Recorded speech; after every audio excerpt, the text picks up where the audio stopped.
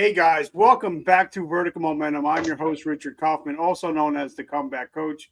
Guys, if you want to learn how to become financially independent, this is the episode for you. My friend Michael is changing the game of helping veterans get to where they need to be. And if you stay till the end, we're going to give you 3 things that you can start doing today to help become financially independent. The gentleman retired as a Brigadier General, one of the greatest men that I've had the privilege to know. He's an author. He's doing amazing things. And thank you for being here. I appreciate you. Thank you so much for coming on today. How are you doing, my brother? I'm doing well. Thank you very much for having me, Richard. Great to be here with you and your audience. It's my privilege, and I got to give a big shout out to Jessica. Without her, we wouldn't be set up today. We wouldn't be talking. So I want to give a big shout out and say thank you so much. So, sir, my first question is, what is your definition of resiliency? Well, I think resiliency is the ability to, when something bad happens to you, whether it's small or huge, to be looking forward at the next success that you're going to go through and not always dwelling on the past, looking backward and being mired in the problems that you've got. And there's a lot of keys to being able to accomplish that. I love it. So give us a quick down and dirty about where you come from, where did you grow up, and how did you become the force that you are today? Well, quick background. I grew up in California. Didn't know what I wanted to do and looked around at a bunch of different places. It turned out that you could go to the military academy without paying anything. And I thought, gee, that would be good. Had never been to New York, had never been to West Point. So graduated from the military academy in 1981. President Ronald Reagan handed me my diploma. And then I joined the Army as it was going through its rebuilding. The Army had gone through a depths in the 70s and was there as the Army was rebuilding, commanded an artillery battery in Germany. And at that point got married to my high school sweetheart, figured that I'd be in the Army for 5 years, but ended up staying for 32 years. And a lot of things turned around as it did with you and others after 9/11. I was teaching at the military academy at West Point on 9/11s, was down in New York City shortly after the Twin Towers fell, and then ended up deploying to Iraq and Afghanistan for about 32 months in various combat zones, including working with some of the other folks that you've interviewed. Worked very closely with General Dave Petraeus in Mosul, in Baghdad, and then over in Afghanistan. And in 2013, after 32 years where the only thing that I knew how to do was be in the Army, I had to find something different, wanted to work with a values-based organization that was near the military but not in the military, and so joined Armed Forces Mutual. We are the oldest nonprofit taking care of the military and veterans as a mutual association, and I've been doing that for the last 13 years. So you've been deployed plenty of times. You've been Iraq, Afghanistan. You've been Bosnia. You've been everywhere. So you've laced up the boots, and you've known what it was like to sign your life away and having to sign that life insurance. So I think that we come from the same space but a lot of guys and girls that I've had on the show, and thank you once again for your service.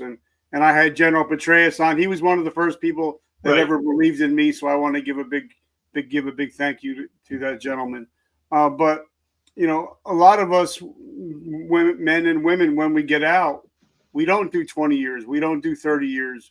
We get out and we're broke, we're busted, and we're disgusted.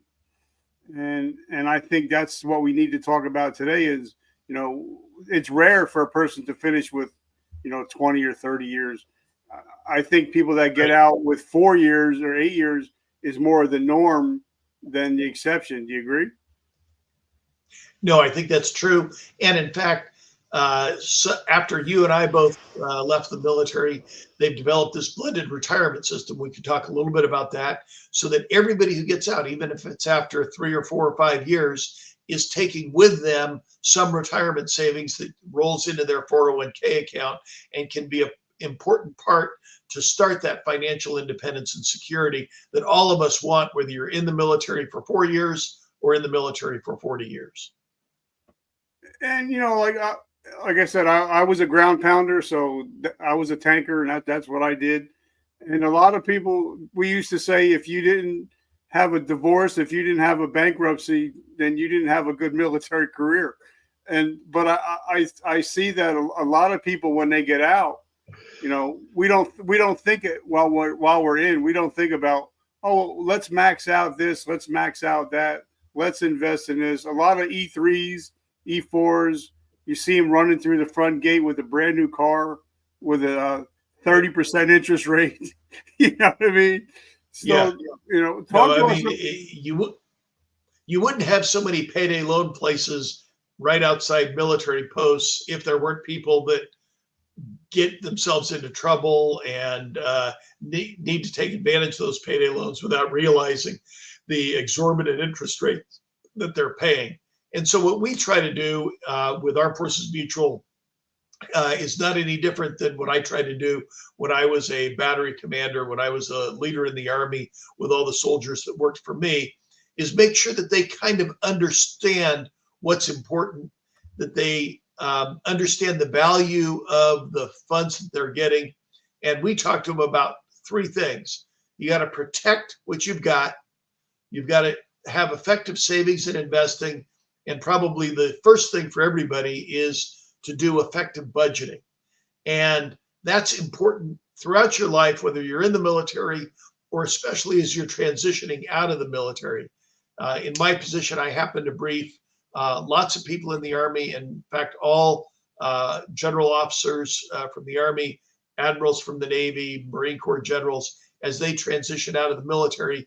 And it doesn't matter whether you're a specialist with 4 years in the Army or a general with 30 years in the Army, making sure that you're protecting your family and the resources you've got, you're doing effective savings and investing, you're doing effective budgeting, I think is really important.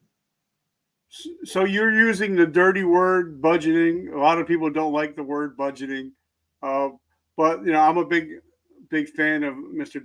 Dave Ramsey. I've had him on the show. We've talked plenty of times.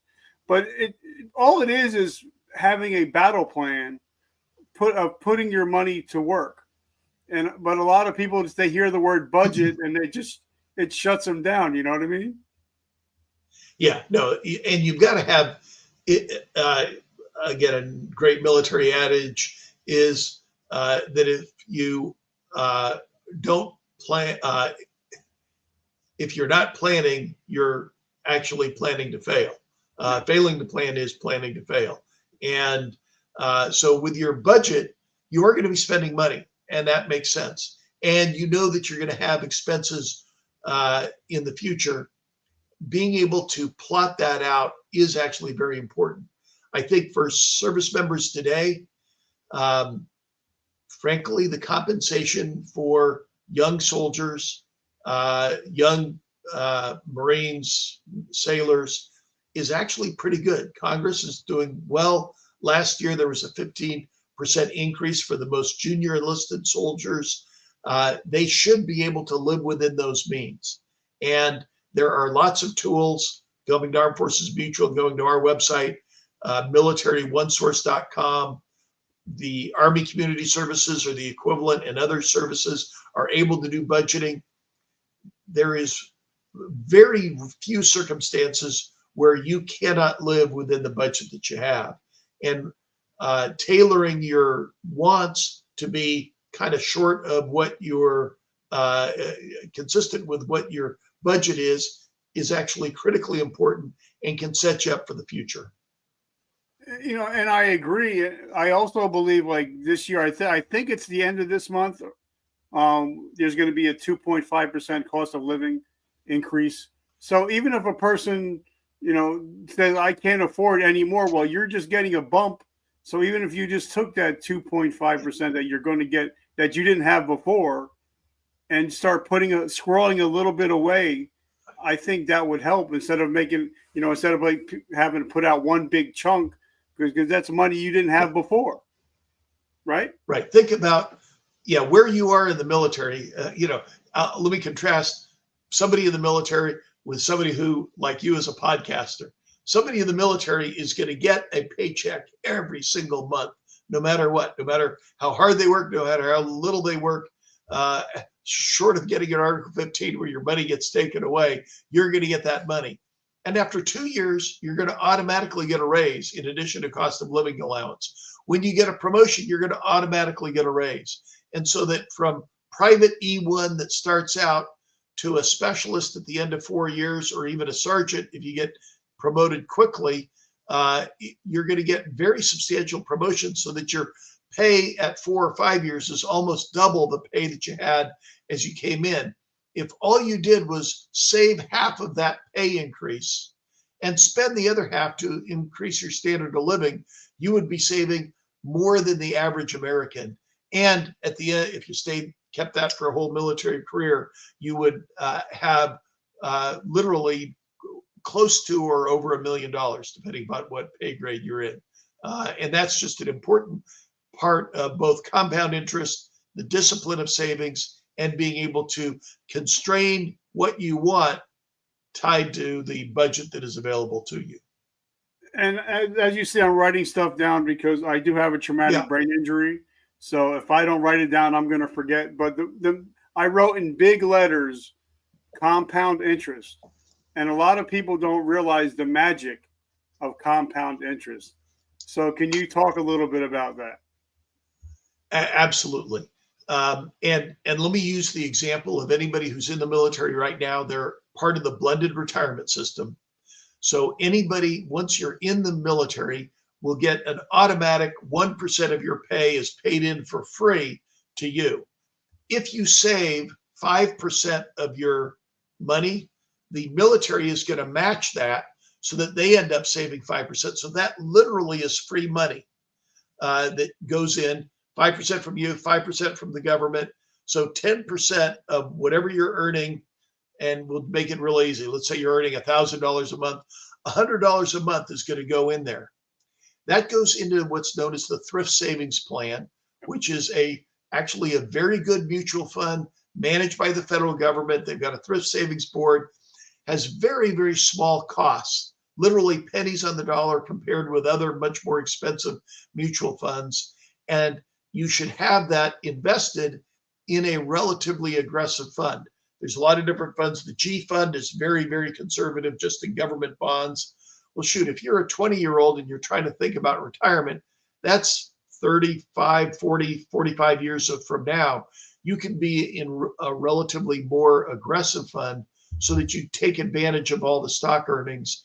The average return for stocks over a longer period of time is upwards 6, 7, 8%. If that $100 that you put away this month gets 8% this year, and then 8% next year, 8% the following year, 8% the following year, you'll double your money in only a number of 6 or 7 years, and double it again in another 6 years. And so that all of that money that you've saved will continue to compound. That's the concept of compound interest. What it's attributed to Albert Einstein, he described that as the 8th wonder of the world, because it really is how successful people do well going forward. And I agree. But also, let's talk about, because when I talk to young people, especially if they're in military, whether they're military or not, I start talking to them about insurance, even at a very young age, because a lot of people that I know that are millionaires or billionaires, a lot of them are heavily invested in insurance, and that's one of their main vehicles for financial freedom as they got older. So let's talk about that when you're talking to an 18 or 19-year-old and you're talking about insurance. Yeah, no, it's a challenge especially for those people that are in the military or recently got out of the military. Like I said, one of the principles is budgeting. We've talked about savings and investing as I just went through the TSP example. The third example is the third leg of the stool, so to speak, is protecting what you've got. Protecting what you've got means that with your biggest asset is a 20-year-old or a 30-year-old or a 40-year-old is your ability to work, the knowledge that you have in your head, and your ability to earn money over the next several years. If you've got a family, they are dependent upon you to be able to provide for them. If for some reason you have a disability, you can't work, or tragically, if you die, they will not only be emotionally destitute, but financially destitute as well. That's why when you join the military, they automatically sign you up for $500,000 of service members group life insurance. And that's a very good program. And if you're single and nobody's dependent upon you, that $500,000 is probably enough. On the other hand, once you get married, if your spouse is not working, and especially once you have children, you look at the cost of college education, look at the cost of raising a child, the $500,000 is probably not enough. And that's why there's organizations like Armed Forces Mutual and others. We are a mutual organization. It's a nonprofit that's been around since 1879, taking care of service members, where it's service members helping other service members. You can't contribute to us. We're not a charity in that regard. But what it is, it's service members providing insurance for other service members as a mutual association. And so you can go to armedforcesmutual.com and get the same kind of $500,000 of insurance that you have in the military as a supplement if you're married and have children, or especially when you leave the service, you lose SGLI when you leave the service, and you have to have some kind of insurance to be able to take care of your family. That's where a lot of people turn to Armed Forces Mutual, because it's essentially the same price and even better value because it sticks with you after you leave the service. And one of the things that we find is really important that our members appreciate is it includes survivor assistance services. This is something that's really critical because when you pass away, whether it's because of an accident in your 30s or 40s, or when you're 70 or 80 or 90 from natural causes, it's important that you have a team that comes in with your family to help make sure that you get not only your life insurance, your veterans benefits. The VA will pay a burial allowance. Social Security is going to pay you. If you, in your case, have a military-connected disability, and that contributes to your death, our survivor assistance team helps your family ensure that they get dependent with it's called DIC, dependents indemnity compensation, so that your spouse can continue to get benefits even after you passed away if it's from a service-connected condition. For families who are not familiar with this, that is probably even more important than the life insurance benefit itself, because they're able to take advantage of all of the programs that are out there and have a trusted guide that can talk to them through everything that their spouse has earned through their military service that protects them for the rest of their lives. And I think that's probably the number one thing that would interest me, is because, a lot of, whether you're a widow or a widower, a lot of times you don't know where to go. You're just like, and there's no book, there's no pamphlet that tells you what to do when somebody passes away, or when somebody, say, is older and they need to get help as far as going into a facility. There's no playbook. So I think it would be great to have somebody that I could just reach out to and be like, Michael, I got questions. Who do you know that I can get in touch with? No, and that's exactly what our people do. In fact, whether you get a life insurance policy from us or not, everybody should go to armedforcesmutual.com or AAFMAA.com. For free, you can download our survivor assistance guide. Just put your email in there, download the guide. It's about 4 pages long. It has all the phone numbers for the VA, everything that you need. Obviously, we'd love to have you sign up and get an insurance policy from us, and then our people will guide you through that. But there's a heck of a lot of information on there. That way you can take advantage of everything. And whether you're 20 or whether you're 70, it's very valuable for you. If you've left what I tell people to do is print that out, even though everybody does everything on their phones nowadays. If you got a printer, print it out, fold it, and put it with your DD-214. That DD-214, your VA letter that has your disability rating, and the survivor assistance guide, those are the 3 things that your spouse is going to need when you pass away to make sure that he or she gets all the benefits that they are entitled to. I love that. And I think that's some of the greatest advice I've ever heard, is just to make sure you have those 3 things somewhere where they know where it's at, so they can get it at any time. So I've had the authors of Rich Dad, Poor Dad on the show, and I just want to ask you your opinion. Is your house an asset or is it a liability? In my view, I believe it's an asset, and different people can have different views on that. The important part from that house is you've got to think this through in terms of your planning of what size of a house do you want?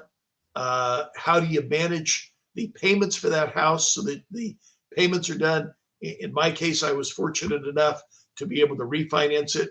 I've got a 2.5% loan on that. I'm making a lot more money in the market with the stuff in there, although I'm paying that down so that at the point at which I stop working, I hopefully will have that house paid off and will be able to that's a resource that then can transfer to my children or whatever we end up doing with that. But it gets back to the planning part. When you're a young service member in the 20s or 30s, it's just planning to get to the end of the month. For people that I work with that are in their 40s or 50s, it's thinking about, hey, if I buy a house, have a 30-year mortgage on it at age 50, that's paid off at age 80. Do I want to pay that off more quickly? How do I want to manage all of those kinds of things so that you are appropriately financially independent and secure and never have to worry about the kinds of things that you might have to in retirement? Yeah, and I agree, but I also think that, like, we bought our house, now it's 15 years ago. We bought our house for $300. Now it's worth almost $700.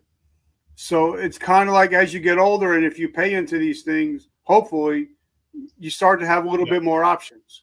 Or say if you wanted to start a business, well, now you have an option that you can actually use some of the money that's in your house to start a business. So I believe my mother used to say that it's a poor rat that only has one hole, and I believe that as military people, we want to know what our options are. And I think the more you plan, the more options you're going to have in the future. Do you agree?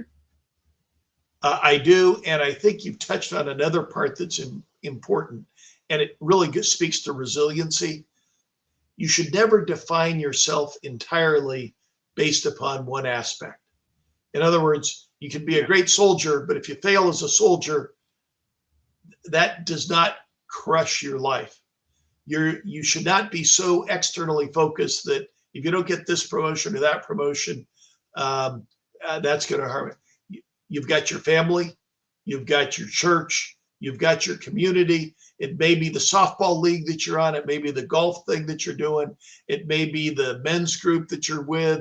It certainly is the children and grandchildren that you happen to have that provide value and worth to your lives. And so when you're talking about vertical momentum and resiliency, the important thing is to have multiple different streams so that if something doesn't work out, you don't lull in being a victim that time. You figure out where you can be victorious in other aspects of your life. That could be in your home. That could be in your pickleball league. That could be in your small business that you get involved in. It could be in mentoring others all of those things can give you worth and value to help you continue to look forward, even when all of us face the inevitable adversity that is just part of life.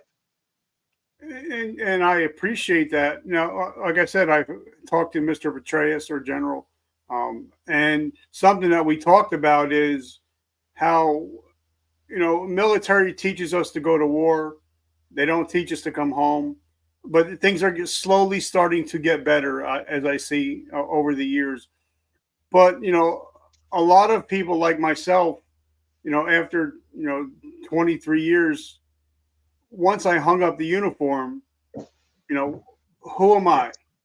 Who is Richard? A lot of us, we get hung up in the thing. We get hung up, like you said, we get hung up in what we do, and it's not who we are. So what do you say to these young soldiers that are going to get out of the military? Because they've got a lot of people getting out of the military every single day. Right. And they're gonna have to reinvent and reimagine their life. So what kind of advice do you give to those soldiers? Yeah, the important thing is you put a lot of effort into being in the military. You don't realize all of the skills and all of the talents that you have, that you have acquired, that you don't even recognize while you're in the military, that are of value when you leave the military. All of the people skills, all the leadership skills, all of the planning skills, all of the risk management and risk mitigation that is just built into you as a leader in the military, whether it's as a very young sergeant or as a more senior officer. Those things are things that in the workforce, you can't import that. When I work with all of the flag officers that are leaving the military, what they understand when they join civilian firms, you can learn about sales and management. You can learn about AI. You can learn about educational things. You can learn various aspects of accounting and skill yourself up in those things. The thing that most civilian employers are looking for is those kinds of people skills, leadership skills, communication skills, and dedication to getting a mission accomplished and solving problems. That's really what the military does. Whether you're a tanker or an infantryman or military intelligence or logistics, they're not hiring you for those specific skills that you did while you were in the military.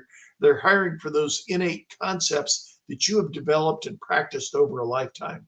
So what I recommend to people is first network with others in the military and outside the military. Talk to the people that you know from all kinds of different environments. As you're preparing to leave the military, whether it's after 4 years or 40 years, start to network. It's the people that you run into at church and in civilian environments, talking to people who have also gotten out, learn from them. It's lots of cups of coffee, lots of going out for a beer or a dinner with somebody, and both learn from them as well as then pay back when you're out there. Just like on this podcast, Richard, you've been a great inspiration for a lot of people who you don't even know, who have learned from you. When you're out there having lunch or having coffee with somebody, teaching them and inspiring them and being a mentor to them, the number of emails and calls that I get from different people is, I think, very heartening, because it's a way in which we're able to kind of pay that forward and help other people as they transition and make our whole community, society, and the nation that much better off. And I agree. And thank you so much. Something I tell, talking about networking, like I got an 18-year-old son, I got a 22-year-old son, and they've been on LinkedIn since they turned 18. I said, listen, if you want to learn how to network, if you want to start networking, LinkedIn is the place to be. And if you're a veteran, a lot of veterans don't know that you get a year of LinkedIn Premium, a year of free LinkedIn. And you can take as many college level courses. I think I took over 30 courses last year just on LinkedIn alone, on AI, on Yep. management, on sales. I took all these courses. It didn't cost me a penny. So talk about the power of LinkedIn, but also the power of networking. No, I think that being able to network both individually, like I said, coffee, beer, that's more of my generation, but LinkedIn is exactly what your 18 and 22-year-olds are doing is critically important because that's where communications takes place. That's where you develop your brand and your reputation. And for a young person, what is your brand? What do you want to be known for?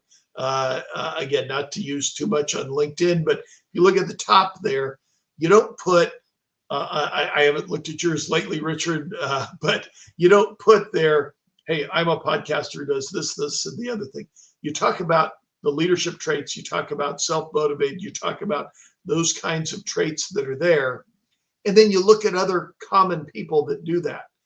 It's also very important, I caution your 18 and 22-year-old sons to be careful on what you're posting and what you're saying on LinkedIn, because once it's on the internet, it actually lives forever. And so you may not want to have the most brilliant, witty, provocative comment on Sydney Sweeney or something else like that, if that's going to be something that might hold you up in getting some future job at some point. I love that, and that's something we always have to be aware, especially now with AI. You never know what's going to be out there. So if Private Joe Snuffy is just about to get out of the military, what would be your top 3 pieces of advice for him to start finding his way after getting out of the military? And again, because we're talking a little bit about finances, try to, as you're leaving the military, start to save up so that you've got 4 to 6 months of income that you're going to be dependent upon. And that may mean finding a place as humble as it might be, moving in with somebody or going back to your parents or going somewhere so that you're not immediately taking the first job that is offered to you just because you're desperate to get that job. The second is continue to network. And if you can get involved in the Army Skill Bridge program or a DoD Skill Bridge program, that's a phenomenal program where you can take advantage of things. And in fact, for that young private, I would start early, not just taking courses on LinkedIn, but taking courses through the Army Education Center and through here. I happen to be in Northern Virginia. George Mason University has phenomenal certificate programs and those kinds of things so that you can try out. And as you said, you took a bunch of courses on AI. Is AI really the thing for me? Is that something where I have some competence? Or, well, I don't really do that stuff as well. Maybe it's in healthcare and I'm really passionate about healthcare or something else like that. So that ideally, before you leave the military, you've got a pretty good idea of not your entire path, but at least the next year or two of where you're going to be going. You've saved up some money. You're prepared to do that.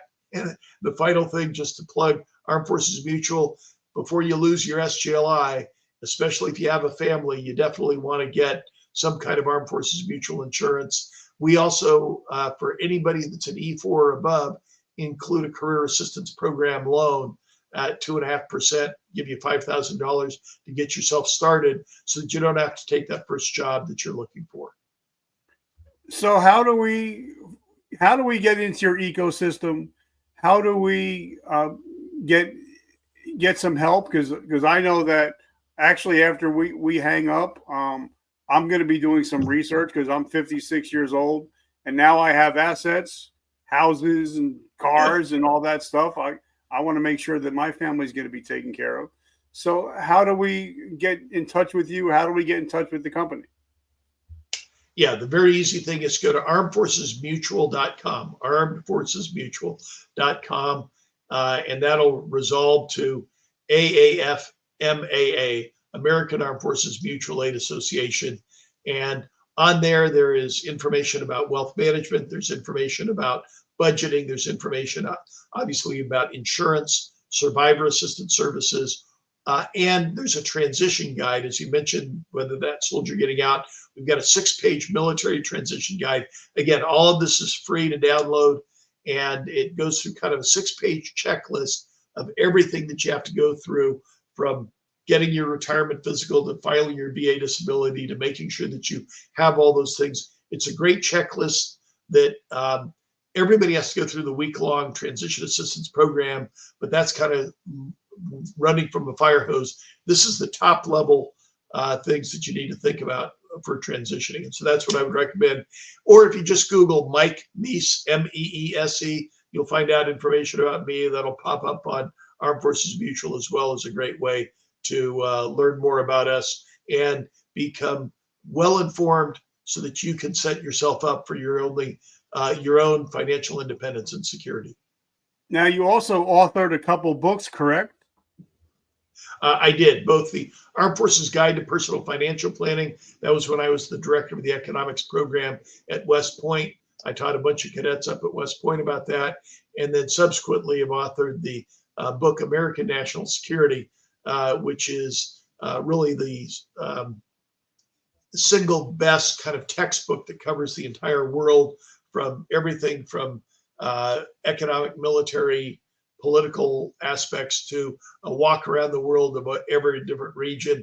It's a little bit of a thick book, 600 pages, all on international relations and political science. So not exactly the kind of bedtime reading that you'd want. But if you have any, but it's a great thing for national security experts. And where would we find your books? Those are all available through Amazon, and you should be able to get it there. But again, that's got a select sort of audience. It's probably not as broadly popular as a Dave Ramsey book or something like that your folks would be interested in. Well, sir, I just want to say thank you so much. I've learned a lot today, and some of the stuff I'm actually going to take and use in my own personal life. Because what good is it to learn all this stuff and not use any of it? And I'm also going to have my sons watch this, because they're not in the military, but they're young men. They're in college. So I'm going to have them listen to this episode. I want to give a big shout out to Jessica. Thank you so much for putting us together and helping us with tech stuff, since I'm a low tech redneck. Thank you for helping us put this together. And I just want to say thank you, sir. And hopefully we can build a generational relationship from this point forward. Absolutely, Richard. I really appreciate it. And thanks for all that you're doing, reaching out and getting the word out to the military veterans and everybody out there in the community. I think if we all continue to work together, it'll continue to help all of us progress and the whole nation move forward. I love it. And guys, as you know, every day I end my show, and like you talked about, every morning we wake up, we can be a victim or we can be a victor. And if you're a listener of this show, you're no longer a victim of your past. You're a victor of your present and your future. Thank you guys for always showing up. I love you guys. And remember, vertical momentum, the only way to go is up. I love you guys. Michael, my friend, have an awesome week. Keep kicking butt. Thanks, Richard. Have a great day. Bye-bye.